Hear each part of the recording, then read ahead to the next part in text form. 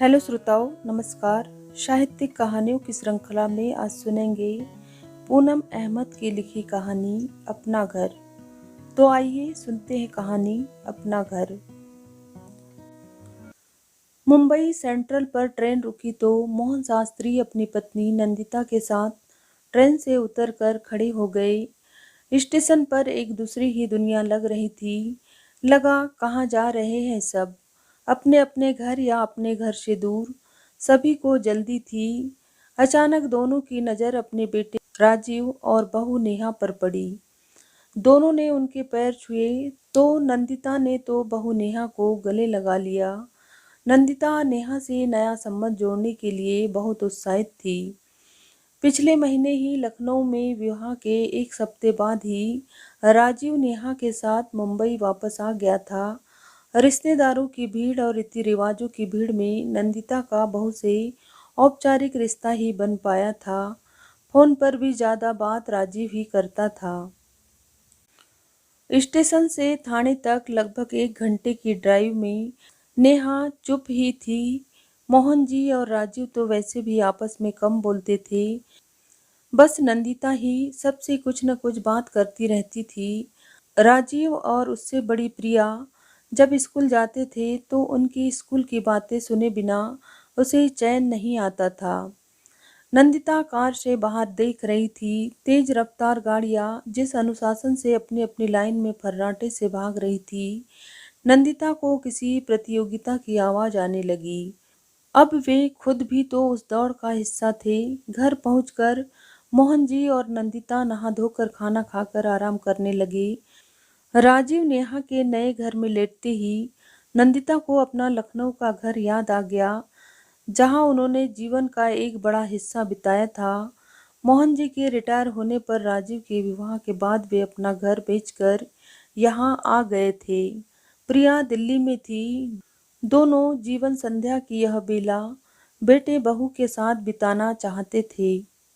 समय की धुरी पर चलता अतीत में खोया मन कब निश्चेष्ट हो गया पता ही नहीं चला। नेहा का समय ऑफिस और घर के कामों में बीतता था। नंदिता ने कहा, बेटा घर के काम की चिंता मत किया करो, काफी काम तो मैं ही कर जाती है, बाकी मैं कर लूंगी, पूरा दिन खाली तो रहती हूँ। लेकिन नेहा उन्हें कोई जिम्मेदारी नहीं सौंपना चाहती थी। सब काम खुद करना पसंद करती थी। अपनी गृहस्थी में उसे किसी का हस्तक्षेप पसंद नहीं था और सास का तो बिल्कुल भी नहीं। नंदिता को घर के काम काज से अलग थलग रखने में नेहा का नंदिता के प्रति सेवा भाव होता तो बात और थी, पर नेहा बिल्कुल नहीं चाहती थी कि नंदिता किसी भी रूप में उसके घर संसार से जुड़े। प्रत्यक्ष रूप से वह इतना ही कहती, नहीं मम्मी जी, कोई काम होगा तो बता दूंगी, आप लोग बस आराम करें। वे दोनों उसके लिए केवल मेहमान थे और एक सीमा के बाद अनचाहे भी। ऐसा भी नहीं कि यहाँ उसके कोई और रिश्तेदार थे। उसके माता पिता भी नेहा के विवाह के बाद अपने बेटे के पास अमेरिका चले गए थे।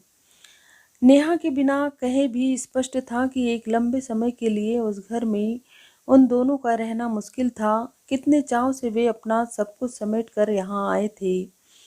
रिटायरमेंट के बाद अपना घर बनाना तो दूर, यहाँ वो अपनी पहचान ही खो बैठे थे। बेटे बहू के व्यस्त जीवन में उनका कौन सा स्थान है वे समझ नहीं पा रहे थे। वातावरण की औपचारिकता उन्हें दम घोंटू लगने लगी थी। नेहा के व्यवहार में ऐसा कुछ भी नहीं था जिसकी वे आलोचना कर सके, पर जिस अपनेपन की उन्हें आशा थी, वो भावात्मक संबंध जोड़कर वे दोनों के जीवन का अंग बनना चाहते थे, उसे पूरी तरह से नेहा ने नकार दिया था। नेहा उस घर की एक छत्र मालकिन थी। ऐसी स्थिति में वहाँ 1-2 महीने ही रहा जा सकता था, हमेशा के लिए नहीं। नंदिता सोचती, कैसी विडंबना थी, बात कुछ भी नहीं थी फिर भी बहुत बड़ी थी। अपने बेटे से कैसे कहें, तुम्हारी पत्नी ने तुम्हारे माता पिता को तुमसे अलग थलग करने का एक अत्याधुनिक और संभ्रांत तरीका खोज निकाला है। तुम्हारे घर में उसे हमारी उपस्थिति बिल्कुल सहन नहीं है। क्या राजीव सचमुच नेहा के इस अभिजात्यपूर्ण व्यवहार में छुपी मानसिकता को समझ नहीं पाता। नेहा अभी ऑफिस में थी। राजीव थोड़ा जल्दी घर आ गया था। ऐसे अवसर कम ही होते थे। मौका देखकर नंदिता ने बात छेड़ दी। बेटा, हम सोच रहे हैं कि थोड़े दिन प्रिया के यहाँ हो आए। नंदिता को लगा राजीव रुकने के लिए कहेगा, लेकिन राजीव ने कुछ नहीं कहा। वह जानता था कि घर में सब कुछ असहज था। इससे पहले कि दिलों का तनाव बाहर आए, उनका जाना ही ठीक था। वह सोच रहा था जीवन भर का साथ तो पत्नी के साथ ही निभाना है, फिर उन दोनों का मन भी तो नहीं लग रहा है। उनसे रुकने के लिए न कह पाने की असमर्थता का अपराध बोध था उसे, पर वह इतना ही बोला, हाँ ठीक है, चले जाइए, फिर यहाँ आना ही है। बिना कहे बहुत सी बातें समझ आ जाती है, खासकर अपनों के बीच। राजीव ही उन्हें स्टेशन छोड़ने आया। नेहा ऑफिस चली गई थी। राजीव ने माँ के हाथ में कुछ रुपए जबरदस्ती रख दिए। माँ की आंखों में आंसू देख न जाने कहाँ से उसकी आंखों में भी आंसू पलकों पर ही ठहर गए। पैर छूने झुका तो मोहन जी ने उसे गले लगाते हुए सारे गिले शिकवे पीछे छोड़ दिए। अगले दिन दोनों प्रिया और दामाद विनय के घर में थे। प्रिया के जुड़वा बच्चों सौरभ और सुरभि के साथ पूरा घर अस्त व्यस्त था। प्रिया की नौकरी की व्यस्तता और जुड़वा बच्चे आया बच्चों को संभालने में लगी रहती थी। घर की साफ सफाई का किसी को ध्यान नहीं था। आते ही नंदिता ने बेटी की बिखरी गृहस्थी संभाल ली। घर की काया पलट हो गई। प्रिया की खुशी का तो ठिकाना नहीं था। सब काम समय पर होने लगे। आया भी ज़्यादा ध्यान से काम करने लगी।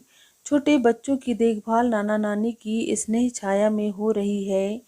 इस बात से विनय और प्रिया दोनों खुश थे। विनय ने सोचा, अगर ये दोनों यही रह रहे हैं तो आया की क्या ज़रूरत है। उसने अपने मन की बात नंदिता के सामने रखी तो उसने भी सोचा कि विनय ठीक ही कह रहे हैं। जो देखभाल घर के लोग करते हैं वह नौकर कहाँ कर सकते हैं। जबकि मोहन जी का सोचना था कि इस उम्र में पूरी तरह से बच्चों और घर के काम संभालना मुश्किल है, पर वे चुप रहे। धीरे धीरे घर और बाहर के सारे काम दोनों के कंधों पर आ पड़े। शुरू शुरू में तो मुंबई के खालीपन के बाद यह व्यस्तता उन्हें अच्छी लगी, परंतु फिर बोझ लगने लगी। आया के जाने के बाद नंदिता अकेली कितना कुछ कर सकती थी। उसने स्वयं आगे बढ़कर सारी जिम्मेदारी ली थी। वह किसी से कहती भी तो क्या। प्रिया और विनय आराम से अपनी सामाजिक और सांस्कृतिक जरूरतों को पूरा करने में लगे रहते। हर शाम नंदिता या तो उन दोनों के दोस्तों की आवभगत में लगी रहती, या दोनों बच्चों से बेखबर वे बाहर घूमते रहते। प्रिया बिल्कुल भूल गई थी कि माँ सालों से अर्थराइटिस की मरीज है और पिता ब्लड प्रेशर के। इस उम्र में इतनी व्यस्तता और जिम्मेदारियाँ उनके बस की बात नहीं है। किसी ने नहीं सोचा कि रहने खाने की सुविधा ही जीवन का उत्कर्ष नहीं है। उसके अलावा भी दोनों की कुछ ज़रूरतें या आशाएं हो सकती है। मोहन जी को अक्सर लखनऊ का अपना घर याद आता है। सुबह उठकर गर्म चाय के साथ नंदिता के साथ न्यूज़पेपर पढ़ना और कई खबरों पर बातें करना, जो उनके रिटायर्ड जीवन का एक हिस्सा हो गया था, अब असंभव था। कैसे फंस गए थे वे और नंदिता यहाँ। यहाँ एक दूसरी ही जेल थी जहाँ उन्हें लगता कि उनसे बेगारी करवाई जा रही है। अपनी ऐसी सोच पर मोहन जी को शर्म आती। छी, कितने स्वार्थी हो गए हैं वे इस उम्र में। पर चाहते हुए भी मोहन जी ऐसे जीवन में स्वयं को ढाल नहीं पा रहे थे। नंदिता थक कर रात को बेड पर लेटती तो सोचती, माँ की कोख से जन्म लेने वाले उसके खून के अंश ही सब कुछ जानते हुए भी अनजान बने रहने का स्वांग करे तो ऐसे रिश्तों का क्या करे कोई। दिन रात जाने अनजाने कितने ही किरचे हृदय को छलनी करती रहती। दोनों कुछ ही महीनों में अपना अस्तित्व भुला बैठे हैं। फिर सोचती, अपने बच्चों के लिए इस शरीर को थोड़ा कष्ट भी हो गया तो क्या, घर में सुख शांति तो है।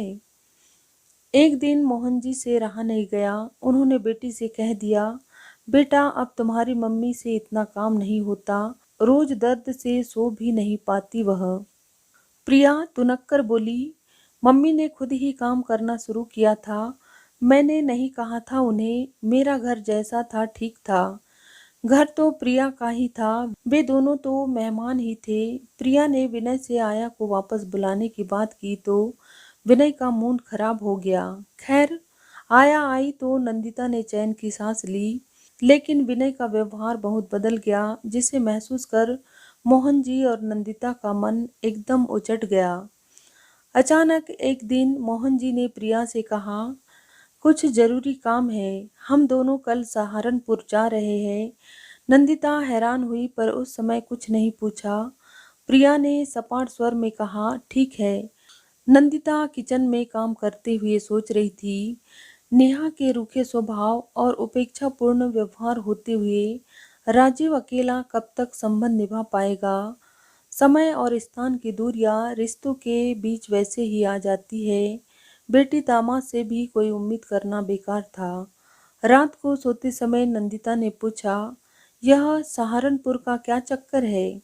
नंदिता, याद है, मेरी पहली नौकरी की शुरुआत वहीं से हुई थी और हमारा पहला घर भी वही था। इसलिए सहारनपुर कह दिया, मतलब वहाँ कोई काम नहीं है? नंदिता की आंखों का गीलापन उसके गालों पर महसूस करते हुए मोहन जी ने उसे हल्के से छुआ। उस स्पर्श में सहभागिता का एक एहसास था। नंदिता, बहुत बड़ा काम है मकान ढूंढना, है ना? सच ही तो है, नंदिता ने सोचा। जीवन का एक बहुत बड़ा सच जिसे वे इस उम्र में भी नकार नहीं पाए थे। एक अपने घर की तलाश। इस बार वे अपना घर किसी हालात में नहीं छोड़ेंगे। रात के अंधेरे में भी दोनों ने एक दूसरे के चेहरे के भाव पढ़ लिए थे। तो ये थी बहुत ही मार्मिक और हृदय को छू लेने वाली सच्ची कहानी, अपना घर। यदि कहानी आपको अच्छी लगी हो तो मेरे वीडियो को एक लाइक और चैनल को सब्सक्राइब जरूर करें। Thank you.